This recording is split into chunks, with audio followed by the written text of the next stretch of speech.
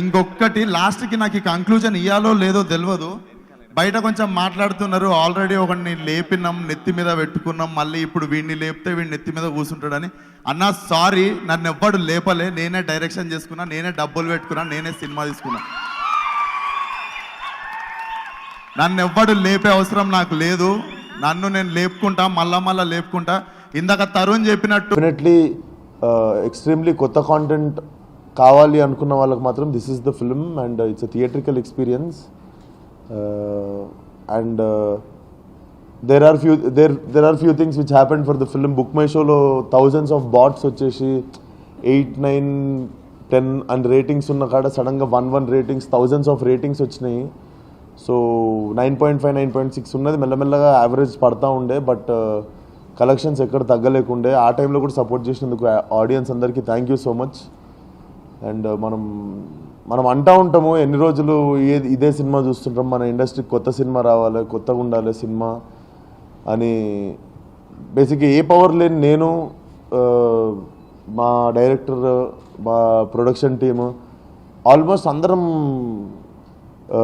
In fact చూసుకుంటే మా team మొత్తంలో నేనే ఇంకొక 7-8 సినిమాలు చేసిన సీనియర్ అని చెప్పుకోవచ్చు. లిటరల్లీ మా ప్రొడ్యూసర్ కొత్త, మా డైరెక్టర్ కొత్త, అంటే చాందిని సీనియర్ అనుకోండి.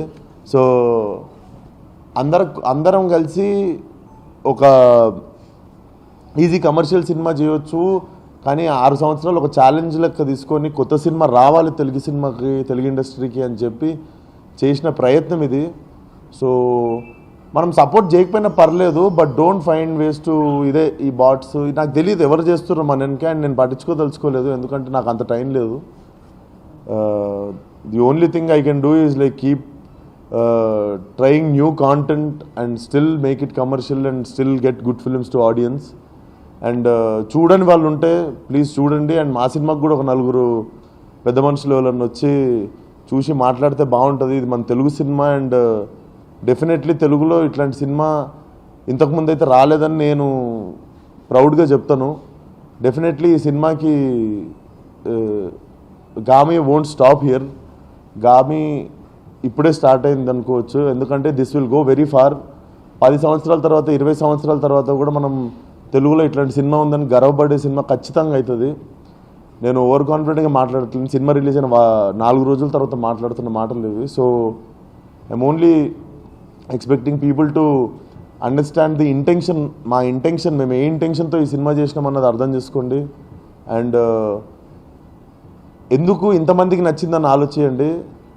అండ్ అర్థం కాలేదు అంటే we are not calling them dumb or anything. అర్థం కాకపోతే ఇంకోసారి చూడండి. కానీ బట్ ఫిలిం డెఫినెట్లీ నచ్చిందంటే కూడా నచ్చిన వాళ్ళకి ఎందుకు నచ్చిందో మీకు యూ మస్ట్ నో. డెఫినెట్లీ మనం డ్యూనో ఏదో అయితే పోయి బట్టలు చింపేసుకొని చూసేస్తుంటాము. డెఫినెట్లీ అంత పెద్ద రాకెట్ సైన్స్ ఏం లేదు సినిమాలో. If you pay little conscious, కొంచెం అటెన్షన్ పే చేస్తే అర్థమైపోయే సినిమా. నాకు కొంతమంది కన్ఫ్యూజ్ అవుతున్నా అంటే కూడా నాకు అర్థం కాలేదు ఎందుకు అవుతారో, ఎందుకంటే మిగిలిన వాళ్ళకి ఎందుకు అర్థమైందో అర్థం చేసుకోండి. And thank you so much for the audience once again. Please watch it in big screen, థియేటర్స్లోనే చూడండి. Thank you. ఏది అఘోరాదా సార్? ఇదే కదా సార్, అఘోరా క్యారెక్టర్ ఇచ్చిన సార్. సినిమా చూడలేదు ఇంకా.